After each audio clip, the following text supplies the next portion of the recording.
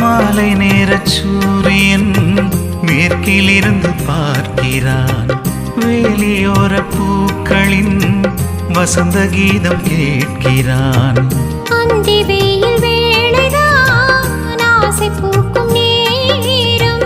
புல்லின் மீது வாடைதான் பனியை மெல்ல தூவும்.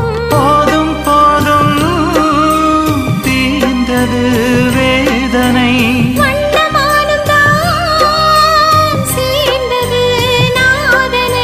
விரலை கண்டதும் மீட்டச் சொன்னது வீணை.